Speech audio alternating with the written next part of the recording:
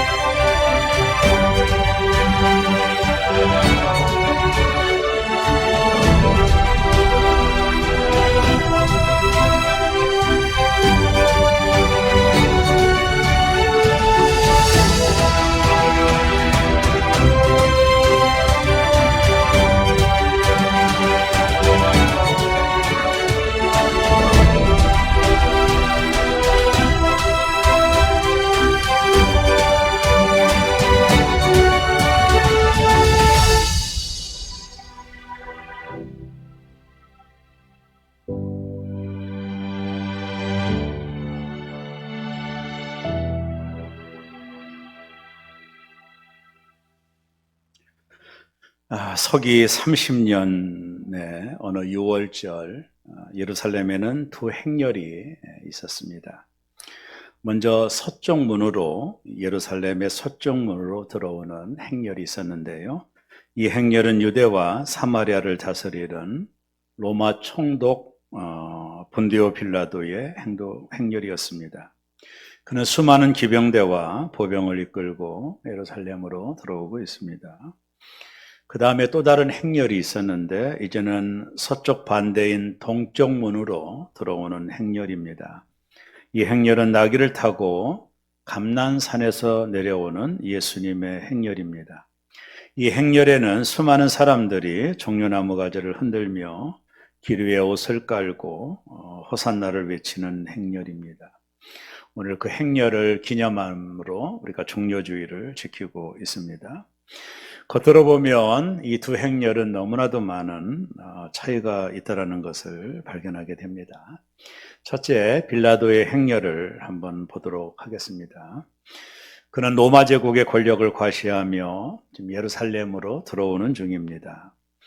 이들은 로마 식민지인 이스라엘을 복종시키기 위한 행렬이었습니다.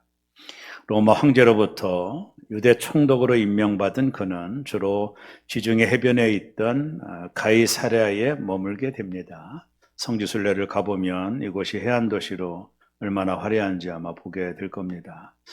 그는 유대인의 자치정부인 사네드린과 대제사장에게 유대의 내정을 맡기고 가이사랴에서 향락을 그는 즐겼습니다. 다만 예루살렘에 사람들이 몰려드는 축제 기간에는 거대한 군사를 대동하고 예루살렘으로 옮겨와 성전 북쪽에 있는 안토니아 요새에서 머물게 됩니다. 그날은 6월절이었습니다. 6월절에는 이스라엘 예루살렘 이곳에 300만 정도가 예루살렘에 모입니다. 우리나라의 고양시에 가까운 인구가 모이는 거죠. 가이사랴에 머물렀던 빌라도가 수많은 군사들을 데리고 예루살렘에 이때를 맞춰 입성을 합니다. 빌라도의 예루살렘 입성은 사람들로 하여금 공포에 떨게 만들었습니다.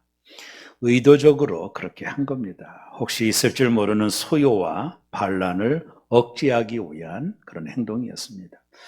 빌라도는 거대한 전차를 타고 있었고 그 뒤에 말을 탄 기병대들이 따랐으며 전신무장한 보병들이 그 뒤를 따랐습니다. 화려한 깃발들이 허공을 메웠고 무기들은 햇빛에 번쩍이며 쩌렁쩌렁 울리게 됩니다. 행렬의 앞과 뒤에는 행차를 알리는 나팔 소리가 진동을 하게 됩니다. 빌라도의 행렬은 로마 제국의 힘을 과시하기 위한 행렬입니다. 로마 제국의 깃발이 꽂히면 아무도 그 누구도 저항할 수 없기 때문입니다. 이것이 소위 팍스 로마라고 하는 것입니다. 힘으로 지배하는 평화를 상징합니다. 로마의 힘에 저항하는 사람들은 누구나 할 것 없이 죽임을 당하게 되는 것입니다. 빌라도의 길은 어찌 보면 세상적인 길이죠. 힘으로 지배하려고 하는 길입니다.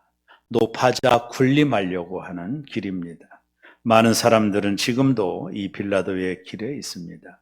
더 성공해야 되고 더 높아져야 된다고 생각을 합니다.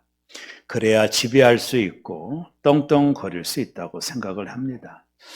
참 아이러니한 것은 주님의 제자들조차도 이 길을 가려 했습니다. 예수를 통해 세상 권력을 얻어 한 자리 차지하려고 주님을 따랐던 제자들도 대동소이합니다.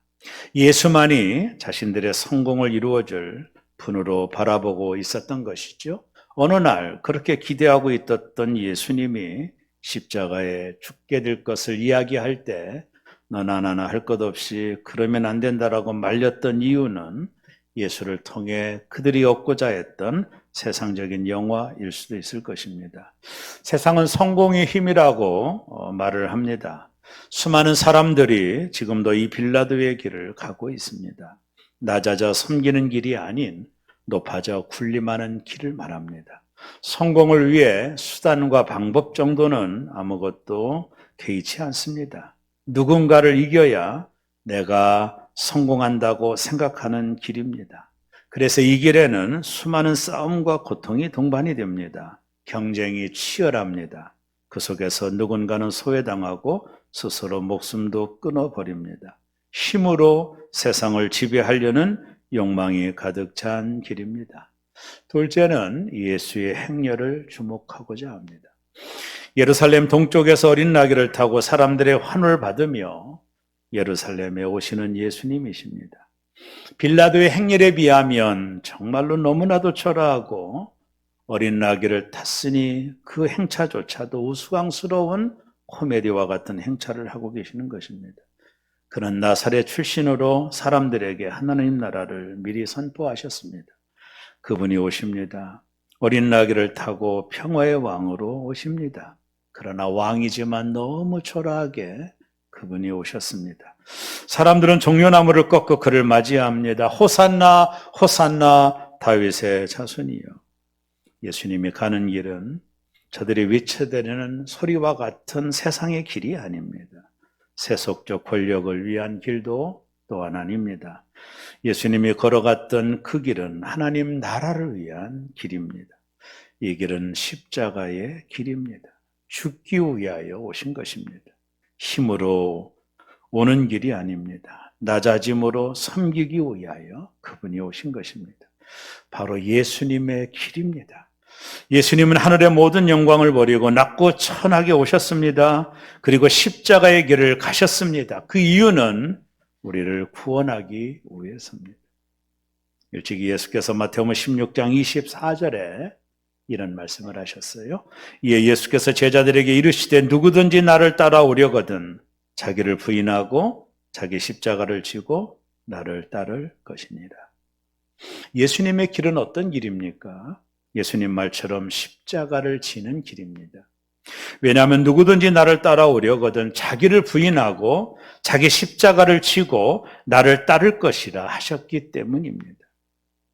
십자가를 지는 것은 자기 부인을 전제로 합니다. 그리고 십자가를 지는 것은 죽음을 의미합니다. 바울은 그래서 빌립보서 3장 10절에 이런 말을 했습니다.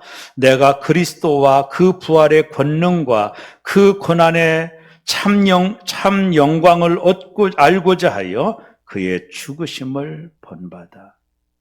바울은 그의 부활에 참여하고자 예수님의 죽음을 본받았다라고 말을 하고 그리고 그는 로마에서 목이 잘려 순교함으로 그 길을 걸어갔습니다.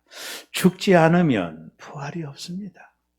부활의 영광을 바라본다면 십자가의 죽음을 반드시 통과해야 됩니다.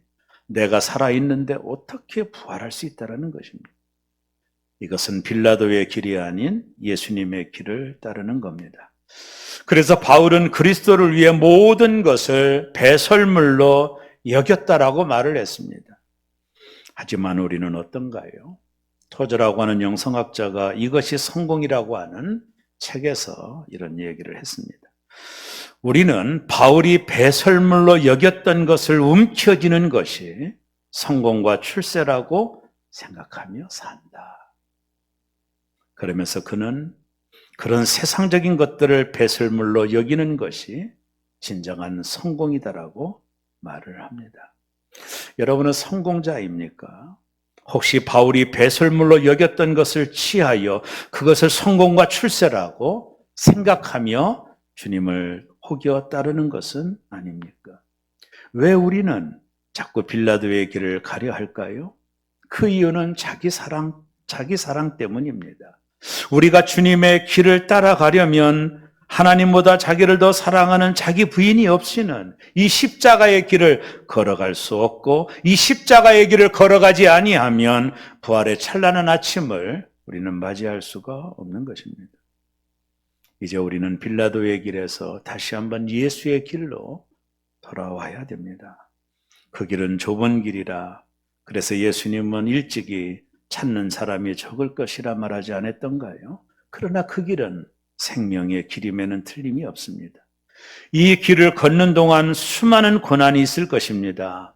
그러나 현재의 고난은, 이 길을 걷는 자들이 당하는 현재의 고난은 장차 우리에게 나타날 영광과 비교할 수도 없다라고 말했습니다. 지금 고난을 당하고 있나요? 지금 당장 눈에는 고난만 보일 것입니다. 이제 믿음의 눈을 열어 부활의 영광을 바라봐야 됩니다. 지금 죽을 것 같습니까? 영안을 열어 부활을 바라보시기를 바랍니다. 그래야 지치지 않습니다. 그래야 우울하지 않습니다. 고난당하고 있다면 나는 지금 주님의 잔을 마시는 중입니다. 하나님은 반드시 그 고난의 잔을 축복의 잔으로 바꾸어 주실 것입니다. 오늘 목자로 임명된 분들에게 말합니다. 고난의 길을 걸어가는 것입니다. 바울은 말합니다. 나는 내 몸에 예수의 흔적이 있노라. 이 십자가의 길, 이 고난의 길을 걸어가는 자들이 당하는 몸의 흔적들입니다. 이 스티그마타가 나중에 우리가 주님 앞에 섰을 때 내가 누군지를 증명하는 것입니다. 고난의 길이 없이는 부활의 찬란한 아침을 기다릴 수 없습니다. 우리는 예수의 길을 걸어가는 성도입니다. 20세기 최고의 영성가였던 헬린 라우에는 우리에게 두 가지 길을 제시합니다. 하나는 세상의 길이요, 또 하나는 그리스도의 길이라 말합니다. 이 두 길은 방향이 전혀 다르다라고 말합니다. 세상의 길은 일반적으로 우리가 추구하는 삶의 양식입니다. 이 길은 성공으로 향하는 사다리를 타고 올라가서 맨 꼭대기에 이르는 것을 목표로 합니다. 그래서 세상은 우리로 하여금 경쟁에서 살아남아야 승자가 된다고 가르칩니다. 남을 눌러야 비로소 세상에서 성공한다라고 말합니다. 이 길은요, 상향성을 추구합니다. 문제가 뭔지 아세요? 상향성을 추구하는 길에서는 성공도 하나님이 함께 하신 결과라고 가르친다라는 것입니다. 반대로 실패는 우리의 죄 때문이라고 가르칩니다. 이것은 예수의 가르침이 아닙니다. 그리스도의 길이 있습니다. 이 길은 언제나 하향성을 추구합니다. 예수님은 낮고 천한 모습으로 오신 것입니다. 그는 어떤 사람들이 예수를 왕으로 삼으려고 할 때 나는 아니다라며 피했던 사람입니다. 권력으로의 욕망이 아닌 십자가로의 낮아진 길을 향하여 걸어가신 것입니다. 예수님은 이 길을 걸어가셨고 우리에게 오라 하십니다. 이 길만이 부활의 영광이 있다 하십니다. 십자가의 길은 결코 편하거나 쉬운 길은 아닙니다. 그러나 그리스도인이라면 피할 수 없는 길입니다. 왜냐하면 십자가의 고난이 없는 영광은, 부활의 찬란한 영광은 없기 때문에 그렇습니다. 죽지 않고는 부활을 경험할 수 없습니다. 영광의 길, 너 걷기 전에 갈보리 길 너 걸으라. 내 모든 것 주께 맡긴 후 하늘 문을 바라보라. 하늘 가는 다른 길 없네. 오직 예수, 오직 한 길, 갈보리 길 걸어가신 주, 그 길 따라 너 걸으라. 영광의 길 너 걷기 전에 갈보리 길 너 걸으라. 내 모든 것 주께 맡긴 후 하늘 문을 바라보라. 한 주간 고난 주간을 준비하는 성도 여러분, 우리는 주님의 길을 걸어가는 자들입니다. 빌라도가 걸었던 세상의 길이 아닙니다. 고난을 내 몸에 흔적에 남기는 길입니다. 억울한 누명을 쓸 때도 있고 욕을 먹을 때도 있습니다. 그러나 이 길 끝에서 우리는 부활의 주님을 만나게 될 것입니다. 기도하겠습니다.